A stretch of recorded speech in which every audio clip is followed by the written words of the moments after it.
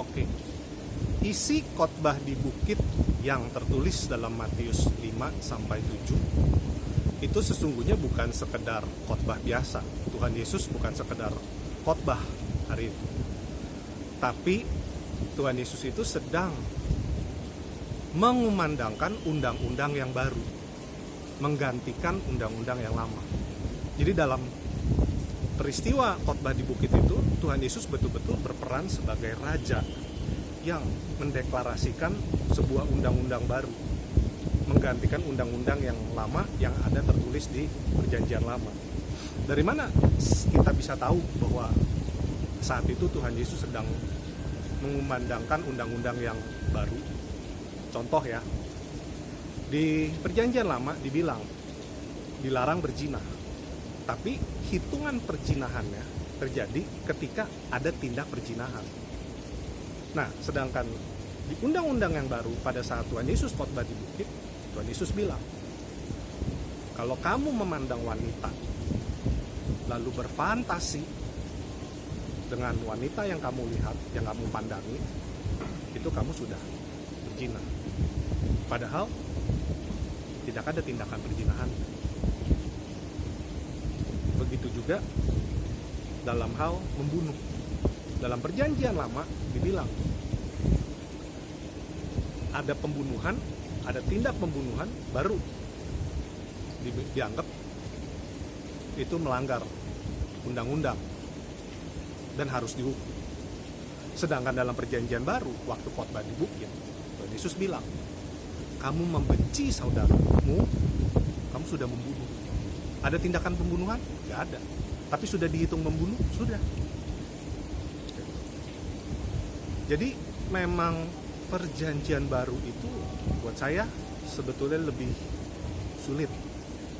Itu sebabnya Perjanjian Baru disebut juga masa anugerah. Nah, yang menarik adalah begini. Undang-undang yang baru yang Tuhan Yesus khotbahkan di atas bukit yang tertulis dalam Matius 5 sampai 7 itu diawali dengan satu kalimat yang bunyinya, berbahagialah orang yang miskin di hadapan Allah, karena dia akan jadi empunya kerajaan sorga. Oke. Jadi menjadi miskin di hadapan Allah itu merupakan perintah pertama yang keluar dari mulut Tuhan Yesus langsung kepada gereja, dari mulut kepala gereja kepada seluruh gereja, menjadi miskin di hadapan Allah. Sebelum itu tidak ada perintah langsung dari Tuhan Yesus kepada gereja. Ya, Matius 5 ayat 3. Dan yang lebih menarik lagi, perintah yang sama itu diulang di Wahyu pasal 3 ketika Tuhan Yesus bicara kepada jemaat Laodikia.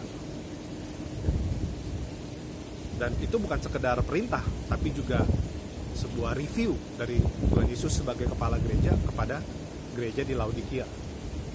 Karena gereja di Laodikia itu sudah menganggap dirinya sangat kaya, semuanya serba bisa, saking merasa hebat sampai nggak butuh Tuhan.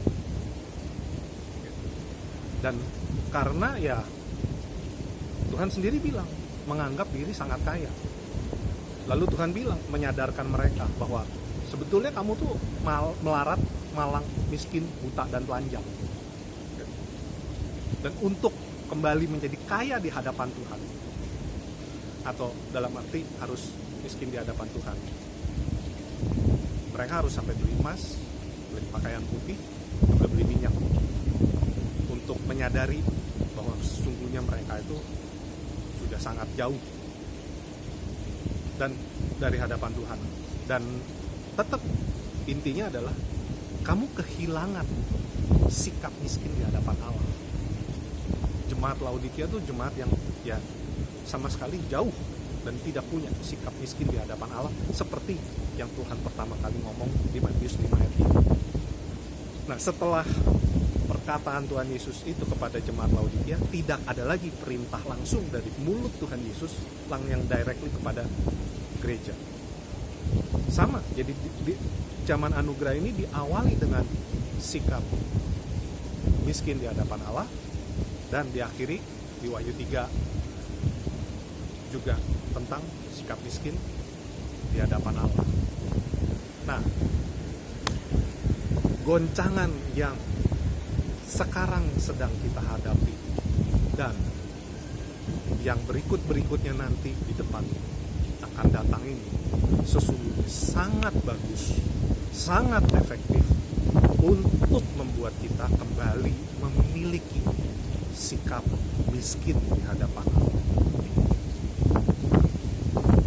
Kita harus punya sikap itu, sikap miskin di hadapan Allah. Sekalipun kita mungkin punya banyak kemampuan, kita mungkin punya banyak kekayaan, kita mungkin punya banyak koneksi, kita punya banyak pengalaman.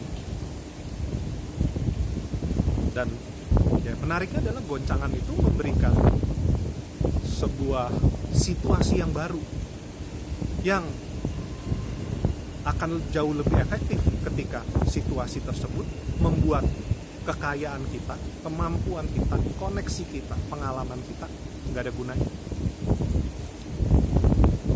Sampai di satu titik situasi itu cuma bisa bilang, ini cuma Tuhan yang bisa selesaikan. Nah, itulah hikmat Allah. Menjadi miskin di hadapan Allah, itulah hikmat Allah. Sama seperti ketika Tuhan Yesus ngomong, aku tidak bisa berbuat sendiri, di luar Bapakku aku nggak bisa berbuat apa-apa.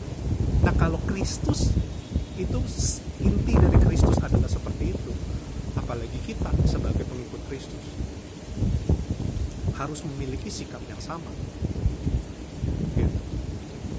Jadi memang untuk menikmati anugerah Kristus yang sesungguhnya, sikap miskin di hadapan Allah itu sudah sebuah kemutlakan yang harus kita miliki sebelum kita menikmati kepenuhan Kristus di penghujung waktu. Oke?